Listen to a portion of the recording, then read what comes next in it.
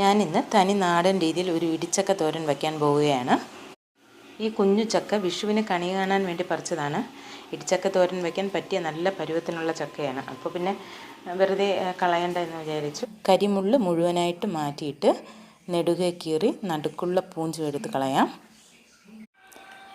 സാധാരണ ഇവിടെ ഇടിച്ചക്ക തോരൻ ഉണ്ടാക്കാൻ വേണ്ടിയിട്ട് ചക്ക അങ്ങനെ പറിക്കാറില്ല. ചക്ക നന്നായിട്ട് വിളഞ്ഞതിന് ശേഷം മാത്രമേ പറിക്കാറുള്ളൂ. അഥവാ ചില സമയത്ത് പറിക്കുമ്പോൾ വിളഞ്ഞിട്ടില്ല എങ്കിൽ ആ ചക്കയെ അവിയൽ വയ്ക്കാനാണ് ഉപയോഗിക്കുന്നത്. വിളഞ്ഞതാണെങ്കിൽ പുഴുക്ക് രൂപത്തിൽ വയ്ക്കും. പിന്നെ ചില സമയത്ത് ചക്ക വറ്റലുണ്ടാക്കാൻ വേണ്ടിയിട്ട് വിളയാത്ത ചക്ക പറിക്കാറുണ്ട്. ഈ ചക്കയെ ഞാൻ ചെറിയ കഷ്ണങ്ങളായിട്ട് മുറിച്ചെടുക്കുകയാണ്. അപ്പോൾ പെട്ടെന്ന് വേവും. മുറിച്ചെടുത്ത കഷ്ണങ്ങളൊക്കെ നന്നായിട്ട് കഴുകിയിട്ട് ഇഡ്ഡലി പാത്രത്തിൽ കുറച്ച് വെള്ളമെടുത്ത് ഇഡ്ഡലി തട്ടും വെച്ച് അതിൻ്റെ മീതെ ഈ ചക്കയുടെ കഷ്ണങ്ങളൊക്കെ ഇട്ട് ആവിയിൽ വെച്ച് വേവിച്ചെടുക്കാൻ പോവുകയാണ്. ഞാൻ ഇടിച്ചക്ക തോരൻ തനി നാടൻ രീതിയിൽ തന്നെ വെക്കണമെന്നാണ് തീരുമാനിച്ചത്. അപ്പോൾ എന്തായാലും ഇതിന് വിറകടുപ്പ് തന്നെയാണ് നല്ലതെന്ന് തോന്നി. വിറകടുപ്പിൽ വെച്ചുണ്ടാക്കുന്ന ഭക്ഷണങ്ങൾക്ക് ഒരു പ്രത്യേക രുചിയുണ്ടെന്നുള്ള കാര്യത്തിൽ ഒരു തർക്കവുമില്ലല്ലോ. ചക്ക വെന്തിട്ടുണ്ടോയെന്ന് നോക്കാം. ചൂട് കാരണം വിരലിൽ വെച്ച് അമർത്തി നോക്കാൻ പറ്റുന്നില്ല, പക്ഷെ നന്നായിട്ട് വെന്തിരിക്കുന്നു. ഇനി ഈ കഷ്ണങ്ങളൊക്കെ അമ്മിക്കല്ലിൽ വെച്ച് ചെറുതായിട്ടൊന്ന് തല്ലിയെടുക്കണം. ഒട്ടും അരഞ്ഞു പോകാതെ വേണം തല്ലിയെടുക്കാനായിട്ട്. ഇതിപ്പോൾ ഒരല്പം തണുക്കാൻ വയ്ക്കാം. ഇപ്പോൾ ഞാൻ ഇടിച്ചക്ക തോരൻ വയ്ക്കാനുള്ള അരപ്പ് തയ്യാറാക്കാൻ പോവുകയാണ്.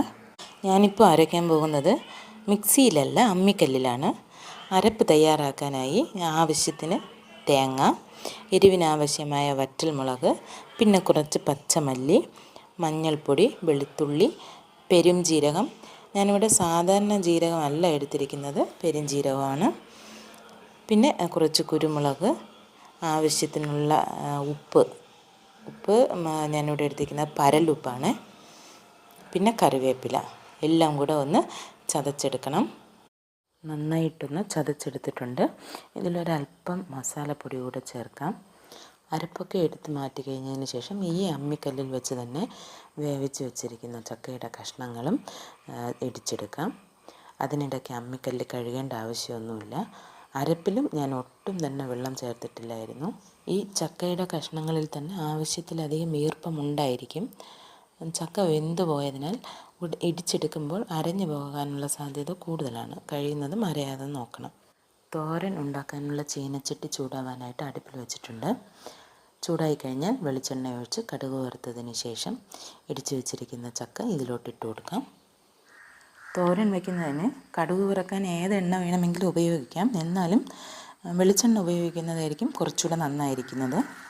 അതുപോലെ കടുക് വറുക്കുന്ന സമയത്ത് വേണമെങ്കിൽ നമുക്ക് കുറച്ച് ഉഴുന്നിൻ്റെ പരിപ്പ് കൂടെ ഇട്ട് കടുക് വറുക്കാം. പക്ഷേ അങ്ങനെയാണ് കടുക് ചെയ്യുന്നതെങ്കിൽ ഞാൻ നേരത്തെ ചേർത്ത മസാല ഇടണമെന്നില്ല. ചക്കയിലെ ഈർപ്പം നന്നായിട്ട് വാർന്നു പോയതിന് ശേഷം അരപ്പിട്ട് കൊടുത്ത് ചൂടാക്കണം. പിന്നെ അത് കഴിഞ്ഞ് നന്നായിട്ട് ഇളക്കി ഇടിച്ചക്ക തോരൻ റെഡിയാക്കി എടുക്കാം. ഈ വീഡിയോ ഇഷ്ടമായെങ്കിൽ മറക്കാതെ ലൈക്കും കമൻറ്റും തരണേ. അങ്ങനെ ഇവിടെ ഒരു തനി നാടൻ ഇടിച്ചക്ക തോരൻ റെഡിയാക്കി വെച്ചിട്ടുണ്ട്.